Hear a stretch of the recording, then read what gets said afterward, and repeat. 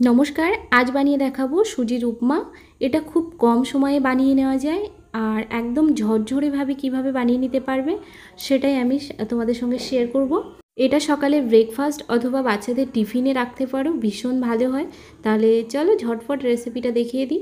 রেসিপিটা বানানোর জন্য সবার প্রথমে একটা ফ্রাই প্যান নিয়ে নিয়েছি আর এর মধ্যে দিয়ে দিচ্ছি সরিষার তেল, দিয়ে দিচ্ছি রসুন কুচি আর লঙ্কা কুচি। তোমরা যদি এখানে কারি পাতাটা অ্যাড করতে পারো তাহলে খুব ভালো হয়, আমার কাছে ছিল না তাই আমি দিইনি।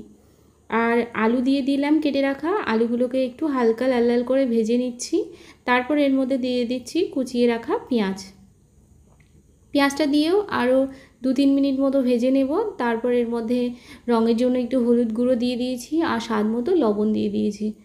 আর এখানে কেটে রাখা সবজি দিয়েছি। কেটে রাখা সবজির মধ্যে আছে গাজর, বিনস আর বিট। তোমরা তোমাদের পছন্দ মতো সবজি অ্যাড করতে পারো, তবে এই সবজিগুলো দিলে ভালো হয়। সবজিগুলো ভেজে নেওয়ার পর আমরা এর মধ্যে দিয়ে দেব টমেটো।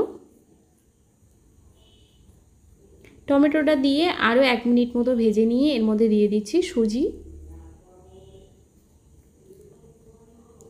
সুজিটা দিয়ে খুব ভালো করে সবজির সঙ্গে মিশিয়ে নেব এবং এটাকে 1 মিনিট মতো ভেজে নেব সবজির সাথে। তারপর এর মধ্যে আমরা জল অ্যাড করব, তবে এখানে জলটা আমরা অল্প অল্প করে অ্যাড করব। এই সুজিটা ঝরঝরে রাখার কিন্তু একমাত্র উপায় হচ্ছে এই জলটাকে অল্প অল্প করে অ্যাড করা। আমরা প্রথমে অল্প করে জল দিয়ে তারপর এটাকে খুব ভালো করে মিশিয়ে নেব।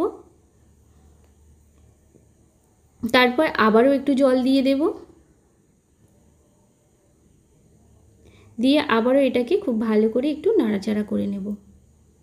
এটা খেতে কিন্তু দারুণ টেস্টি হয় আর বানাতে একদমই টাইম লাগে না। এইভাবে খুব ভালোভাবে আমি মিশিয়ে নিচ্ছি। এবারে কিন্তু আমাদের সুজিটা একেবারে হয়ে এসেছে।